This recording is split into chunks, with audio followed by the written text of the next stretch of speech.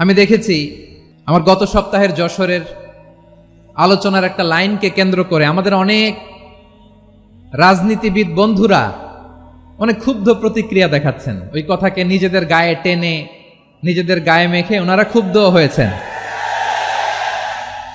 স্বাধীনতার পর থেকে শুধু শাসকের হাত বদল হয়েছে, আমরা কিছু পাই নাই, ঠিক কিনা বলেন? একদল খাইছে, আরেক দল খাওয়ার জন্য রেডি হয়ে আছে। আমরা এরকম চাই না।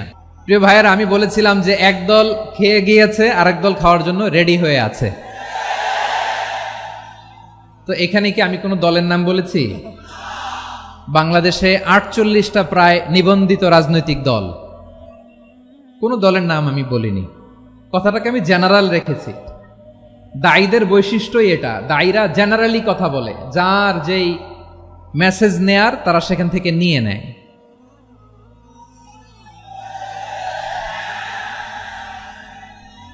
তো কোনো দল এটা নিয়ে কোনো কথা বলল না, আপনারা এটাকে নিজের গায়ে যে মাখালেন এটা ঠিক হয়নি।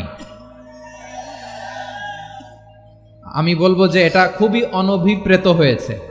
কোনো দলকে টার্গেট করে বা কোনো দলের পক্ষে আমরা কখনো কথা বলি না। আমরা কোরআনের পক্ষে কথা বলি, ইসলামের পক্ষে কথা বলি, ঠিক কিনা বলেন? সো একটা জেনারেল কথাকে যদি আমার রাজনীতিবিদ বন্ধুরা নিজেদের গায়ে মাখেন, ক্ষুব্ধ প্রতিক্রিয়া জানান, এতে করে সাধারণ জনগণের কাছে একটা নেগেটিভ মেসেজ যাবে ওনাদের ব্যাপারে। এটা হোক আমরা চাই না। তো আমার প্রিয় রাজনীতিবিদ বন্ধুদের আমি বলবো, কথাটা ছিল ভেরি জেনারেল, এটা নিজেদের গায়ে মাখানোর কোনো দরকার নাই। আমরা এই যে এক্সিস্টিং যে রাজনৈতিক চর্চা, এটা থেকে আমরা বেরিয়ে আসতে চাই। আমরা চাই না এদেশে চাঁদাবাজি, দখলবাজি থাক, ঠিক কিনা বলেন?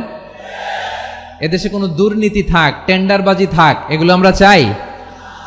আই হেট পলিটিক্স একটা জেনারেশন আছে, এই বেশিরভাগ জেনজি এরা আই হেট পলিটিক্স জেনারেশন, এরা পলিটিক্সকে পছন্দ করে না। তো কেন করে না, এর দায়ভার আমাদের আছে না নাই? আছে।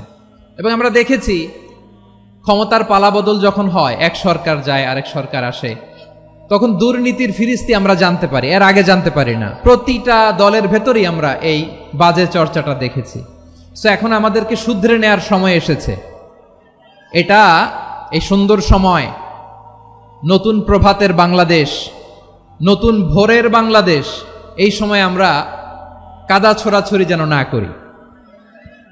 আমাদের শপথ নেয়ার সময় এসেছে। প্রতিটি দল, নিবন্ধিত 48টি, সবগুলো দলের এখন শপথ নেওয়া উচিত যে আমরা কোনোদিন আর চাঁদাবাজি করব না, টেন্ডারবাজি করব না, দখলবাজি করব না। আমরা সবসময় দেশের পক্ষে থাকব, সবসময় দেশের পক্ষে থাকব। সেই কথাগুলো ছিল ভেরি জেনারেল। যে কথাগুলো আমরা জেনারেলি বলি, এগুলো জেনারেলি আপনারা নিবেন। আমার রাজনীতিবিদ বন্ধুদের কাছে এটাই আমার কামনা।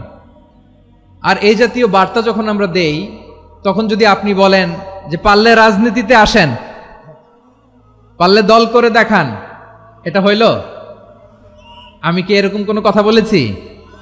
না। আমি একজন মুফাসসিরে কোরআন, আমি একজন আলেম, এর বাইরেও আমার সবচেয়ে বড় পরিচয় আম আ সিটিজেন অফ বাংলাদেশ। আমি বাংলাদেশের একজন সাধারণ নাগরিক। আমার দেশের যে কোনো সমস্যা, যে কোনো ইনকনসিস্টেন্সি, অসঙ্গতি নিয়ে মত প্রকাশের স্বাধীনতা আমার আছে না নাই?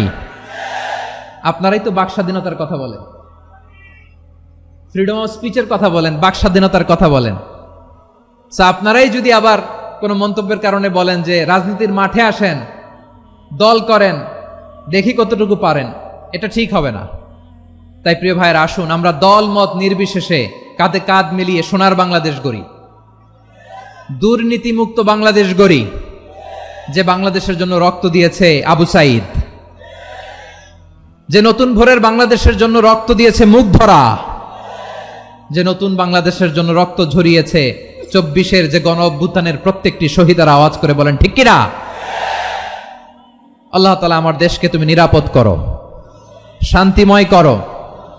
আমরা যেন স্বাধীন সার্বভৌম বাংলাদেশে মাথা উঁচু করে বিশ্ব দরবারে দাঁড়াতে পারি। আল্লাহ তুমি তৌফিক দান করো। আওয়াজ করে সবাই পড়ি আমিন।